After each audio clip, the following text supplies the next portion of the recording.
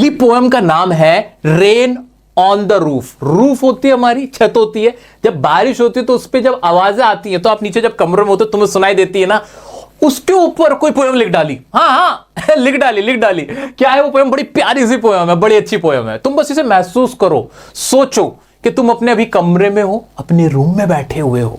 In fact बैठे हुए नहीं हो, लेटे हुए हो, आराम से लेटे हुए हो, और तुम्हें टप टप की बारिश की आवाज आ रही है।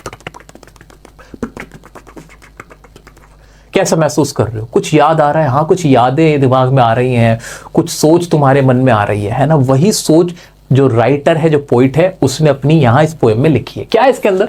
The poet's reactions to the sound of raindrops falling on the roof.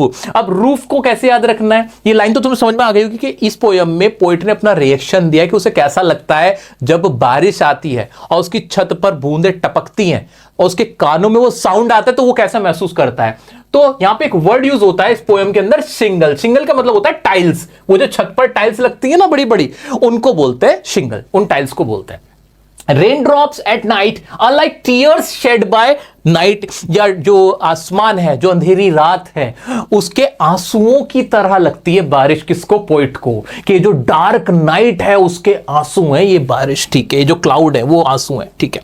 Sound of rain drops help him fall asleep, और वो जो साउंड है वो उसको काफी मधुर लगता है, प्लेजेंट लगता है, और वो सो जाता है, बहुत उसको प्लेजर मिलता है। He has memories of his loving mother, साथ में उसे अपनी मां की याद आती है कि कुछ साल पहले जब उसकी माँ अब उसकी नहीं है, अब उसकी माँ जिंदा नहीं है, तो जब उसकी माँ थी तो कैसे उसको सुबह तक सोने देती थी, तो उससे उसको उसकी माँ की याद आती है। यही ओवरऑल इस पोएम में लिखा हुआ है। ये लाइंस तुम्हें याद रखनी है क्योंकि इन्हीं से तुम्हें अपना आंसर बनाना है। ये लाइंस तुम्हें हेल्प करेंगी आंसर लिखने में जब तुम्हारे सामने स्टैंजा आएगा या इस चैप्टर, इस पोएम से रिलेटेड क्वेश्चंस पूछे जाएंगे। क्लियर है? आगे बढ़ जाए? हाँ जी, आगे बढ़ जाते हैं दोस्तों। ये रही आपकी poem rain on the roof. When the humid shadows hover, थोड़ा सा नीचे कर देता हूं इसको मैं ताकि आपको अच्छे से दिख जाए। हाँ जी। When the humid shadows hover, जब काले बादल आसमान पे छाते हैं, over on the starry spheres, starry spheres जो स्टार्स हैं स्काई के अंदर, उनके बारे में बात हुई है, तो दोबारा लिख भी दूं क्या? हाँ, stars in the sky. Hover करना, मंडराना। किसी के आसमान के ऊपर, ऐसे आसमान पे काले बादल मंडराते हैं ना हमारे सर के ऊपर, वो तो कोई चीज मंडराती है उसे होवर बोलते हैं। स्फीयर पे क्या है? स्टारी स्फीयर्स, यानी stars in the sky, in the sky, ठीक है?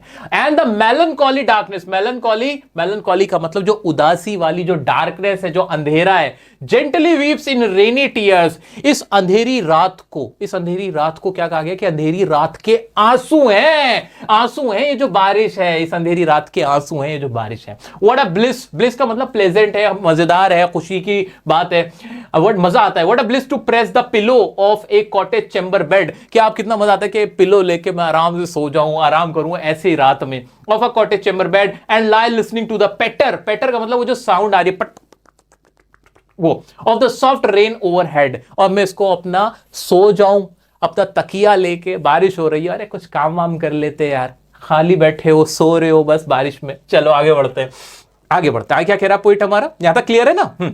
Every tinkle on the shingles, shingles का मतलब भी मैंने बताया, किसको बोल रहे हैं? टाइल को। ये जो छोटी छोटी टिकल हो रही है, ये जो आवाज आ रही है, टिंकल हो रही है, उसकी आवाज क्या करिए? Has an echo in the heart, वो दिल में ना एकदम एक आवाज बना रही है, एक गूंज आ रही है। And 1000 dreamy fancies into busy being start, और क्या है?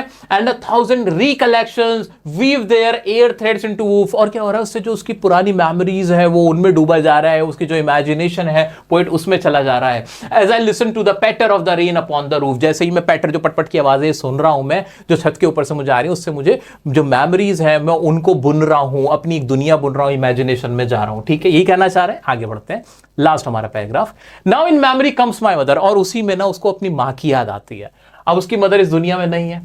As she used in years agone to regard the darling dreamers, darling dreamers किसको कहा गया है? डार्लिंग ड्रीमर्स उनको कहा गया जो अपनी मदर को मिस करते हैं, जिनको मदर की याद आती है, उनको कहा गया darling dreamers.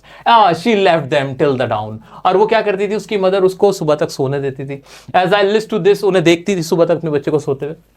as I listen to this refrain which is played upon the shingle by the patter of the rain। और उस सब में जो पोइट है अपनी मदर को मिस कर रहा है, वो उस प्लेजर को मिस कर रहा है जो उसकी माँ उसके पास होती थी, वो आराम करता था, सुकून से सोता था, उसकी मदर उसको उसके पास होती थी जब वो सुबह सो के उठता था। So he is literally missing his mother इन सब के बीच में। तो ये जो रेन ऑन द रूफ है, वो जो पोइट है उसको मेमोराइज कराती है कुछ पुरानी यादों की, पुरानी चीज़ों को मिस करता है अपनी, जिसमें वो अपनी मदर को भी मिस करता है, उसे मज़ा भी आता है। So this is all about mixed feelings of the poet, जहाँ पे उसको अच्छा भी लगता है बट साथ ही साथ उसको उसकी मदर की याद आती है, हु इज नो मोर, जो कि अब इस दुनिया में नहीं है।